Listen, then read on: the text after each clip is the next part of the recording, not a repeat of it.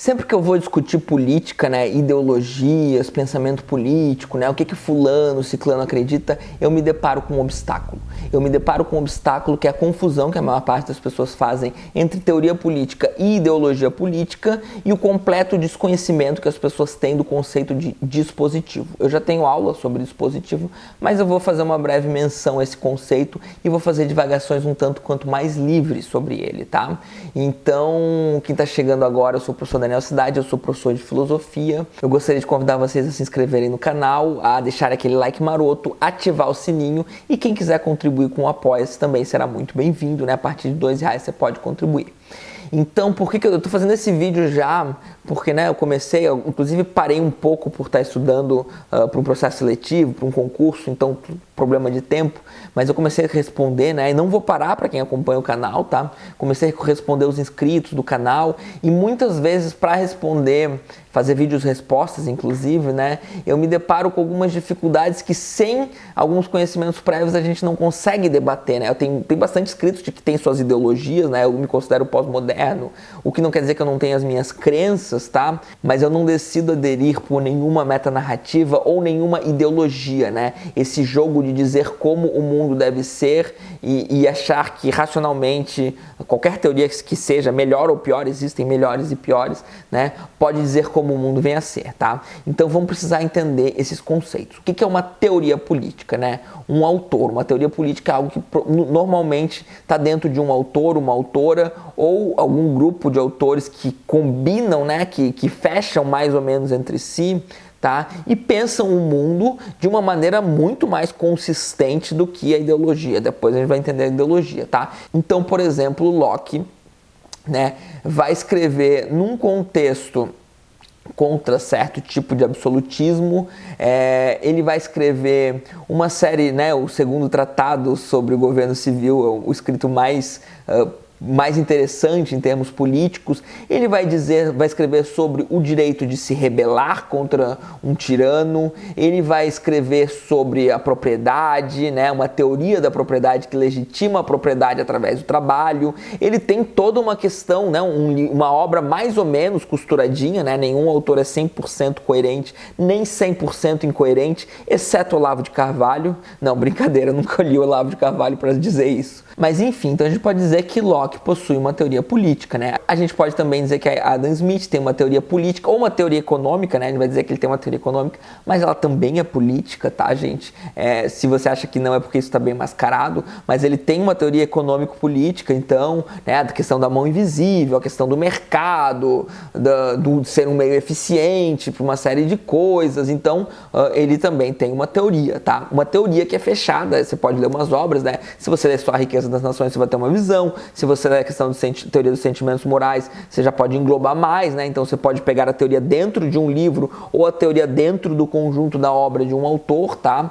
Então você pode sofisticar mais ou menos o conhecimento que você tem da teoria. Você nunca vai ter um conhecimento completo, né? O próprio autor não tem acesso a tudo aquilo que ele escreveu e pensou ao longo de sua vida, mas de qualquer forma você tem uma teoria política, tá? Uma ideologia, ela não é meramente uma teoria política, tá? Uma ideologia política. Então, o liberalismo, tá? Eu tô usando isso como exemplo porque eu já li bastante sobre liberalismo, etc, né? O liberalismo não é Locke, tá? Locke não é o liberalismo. Locke não é a ideologia política. Liberalismo nem Adam Smith, tá? O liberalismo, ele se utiliza de Locke, ele se utiliza de Adam Smith, ele se utiliza de vários autores e constituem um todo que ele é um tanto quanto aberto, nenhuma ideologia política é completamente fechada, tá? Então a gente pensa, né, então forma-se de maneira não completamente orgânica, existe um grau de orgânico, né, um grau que as coisas vão simplesmente acontecendo,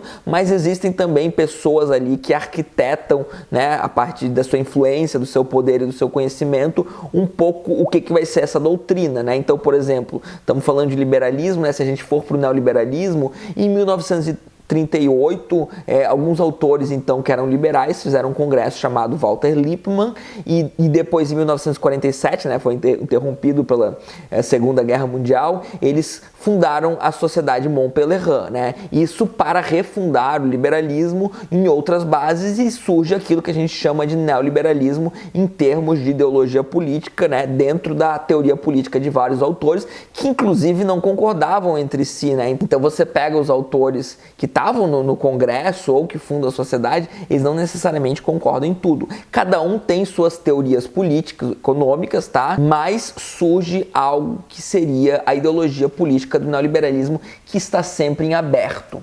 Nenhuma ideologia política é completamente fechada. Então você vai falar de socialismo, uma coisa é você falar de socialismo, outra coisa é você falar de um socialismo marxista e inclusive, né, as inúmeras interpretações que o próprio socialismo ou comunismo marxista é capaz de aderir, tá? Então a coisa complexa no nível da teoria, a coisa mais complexa no nível da ideologia, mas se a gente fizer pelo menos uma separação, né, entender que eu sou liberal, não, mas eu sou o liberalismo do fulano, naquela fase da vida do fulano, blá blá blá blá blá blá blá blá, e o mundo tem que ser assim, né? Então você está falando de uma teoria política. Se você estiver falando da ideologia política do liberalismo, você pode discordar de uma série de coisas, mas ainda assim, né, que predomina uma ideologia que é o que permeia certo imaginário social, certo imaginário cultural sobre o que seja o liberalismo. Claro que esse imaginário ele vai ser mais sofisticado entre as pessoas que estudam,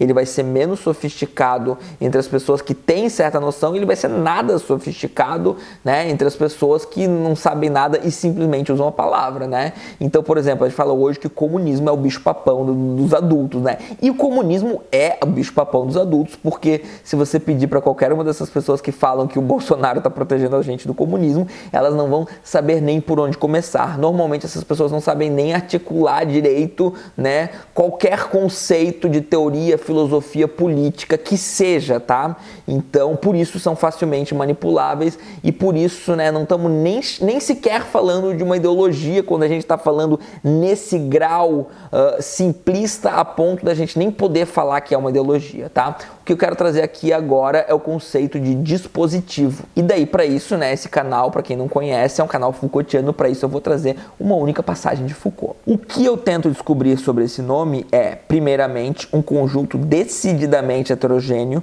que comporta discursos, instituições, arranjos arquitetônicos, decisões regulamentares, leis, medidas administrativas, enunciados científicos, proposições filosóficas, morais, filantrópicas, em resumo, do dito tanto quanto do não dito. Eis os elementos do dispositivo. O dispositivo, propriamente, é a rede que se pode estabelecer entre esses elementos. Foucault cita uma série de elementos e depois fala do dito e do não dito. Lembrando que na teoria política e na ideologia política ainda estamos falando do dito, tá? O não dito também entra quando a gente fala de dispositivo. E também não estamos falando só do âmbito do discurso, estamos falando do âmbito do comportamento dos indivíduos, das leis, de tudo, né? Das medidas regulamentares, inclusive do voto dos indivíduos, tá? Então eu vou citar dois exemplos, né? Se a gente falar de neoliberalismo, a gente pode falar da teoria política de algum neoliberal, a gente pode falar da ideologia política, desse imaginário aí, um tanto quanto confuso do que seria o neoliberalismo, mas a gente pode falar do dispositivo do neoliberalismo. E às vezes ele não está em acordo com o que seria a teoria ou ideologia. Muitas vezes, eu diria na maioria das vezes. Então, quando a gente fala de neoliberalismo, a gente fala de neoliberalismo realmente existente, tá? O neoliberalismo realmente existente é aquilo que a gente pode captar pelo dispositivo. Vou dar um exemplo, né? Não faz muito sentido dentro da teoria política da maior parte dos neoliberais, nem dentro do imaginário coletivo ideológico do neoliberal, uma guerra às drogas, tá? Você vai ver, inclusive, até o Milton Friedman, que eu acho bastante medíocre, se bem que eu não lembro agora se é o Milton Friedman ou Mises, mas eu também não gosto muito do Mises, tá? Mas não é tão medíocre quanto o Milton Friedman, na minha opinião. Agora, até em algum deles você vai ver uma bela fala sobre como a guerra às drogas é ineficiente, como ela não deveria existir, tá? Então, em termos de teoria política e ideologia política, o neoliberalismo ele é contra a guerra às drogas, tá? Nunca na existência da humanidade a gente teve guerra às drogas tão intensas, tão disciplinares e tão ferrenhas quanto sob o jugo do neoliberalismo. Então, o neoliberalismo no âmbito do dispositivo, e daí não importa a sua opinião, não importa se você gosta de autor fulano ou ciclano, não importa o que tem no seu imaginário coletivo, o neoliberalismo é o maior propagador da guerra às drogas do mundo. Faz parte do não dito. Tá? A mesma coisa, né, se a gente for pensar no Brasil, então, pelo menos, tá? Mas dá para pensar nos Estados Unidos, né?